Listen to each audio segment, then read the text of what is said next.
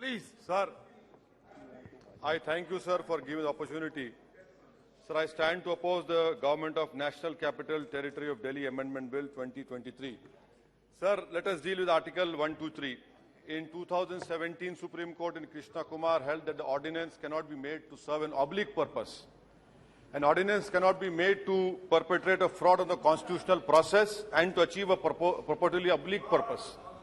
Supreme Court has repeatedly stated ordinance making powers are not routine legislative powers and are supposed to be used solely in emergent situations. The word that has been used by Supreme Court in terms of ordinance is necessity and immediate action, which indicate that ordinance making powers are not to be used on mere whims. This is what this government has done. The court held that where ordinance making powers is based on extraneous grounds and the purpose of ordinance was to perpetrate a constitutional fraud, the courts will interfere and strike down such ordinance. I hope that third time again you lose this case in Supreme Court.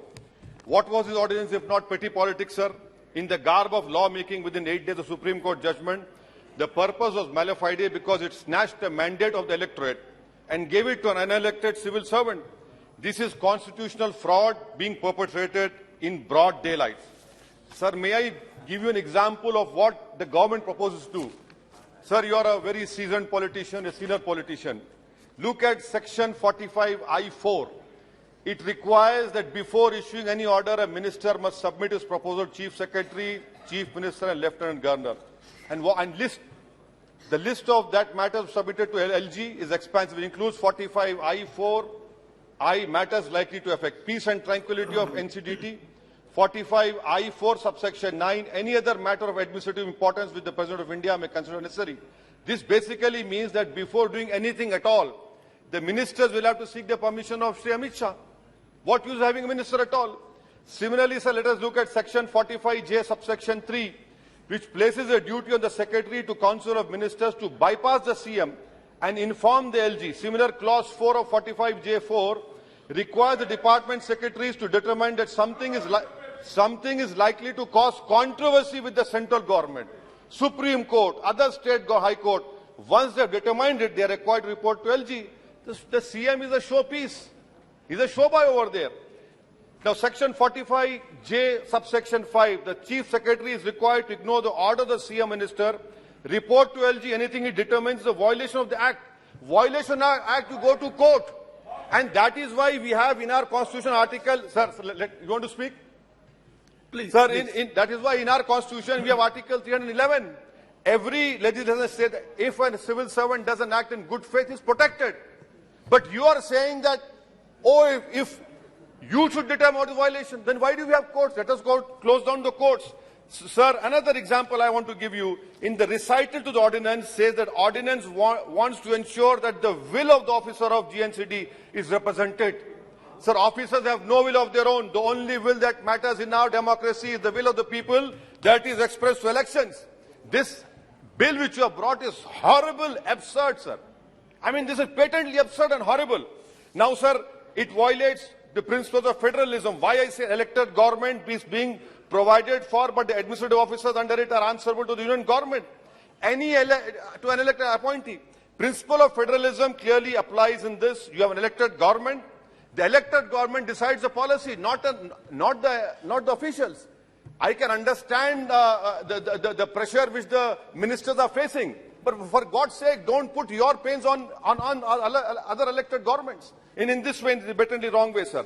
Sir, and I want to the Honorable Home Minister is here. He quoted Pandit Nehru. Let me quote what Nehru said in 1930 in Ludhiana State People's Conference in 1939. Nehru said the only final authority and paramount power that we recognize is the will of the people.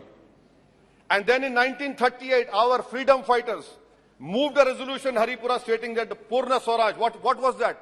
It meant freedom for all of India, including princely states. The resolution said that the only kind of federation that can be acceptable is one in which states participate as free units, enjoying the same measure of democratic freedom as the rest of India. Now, the Honorable Home Minister says that they will do a better job. Yes, we know you did a fantastic job when lawyers protested. We know that you did a fantastic job by arresting only one community in Northeast Delhi riots. You did a fantastic job which will be written in annals of history on January 26 when farmers protested. So what is the point of taking more responsibility when you cannot discharge these responsibilities? Sir, but at the same time, it is unfortunate that it is a lesson for this Delhi government. You supported the removal of 370. So what goes around comes around. You cannot shout victim now. And sir, I want to know from the Honorable Home Minister replies, Atal Bihari Vajpayee government had tabled a bill in this house for complete statehood. Maybe you were there, sir, at that time. You placed a bill in this house for complete statehood. What is your policy? Why is the government demeaning the dignity of this august house?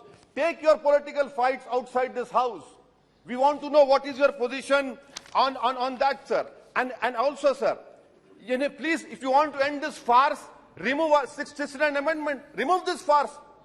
Remove our 69th amendment. No need of that. And lastly, sir, why are you opposing this man? He is your genetically modified product. He came out of your think tank. What went wrong? I'm surprised. We knew that he was your man. He's still your man. Ideologically, he's the more closest to you. Maybe you want to use him for some rainy day when you're not in power. But that is a different chapter, sir. So I conclude by saying that I oppose this unconstitutional bill, which violates federalism, which is part of the basic structure of our constitution. This is completely wrong.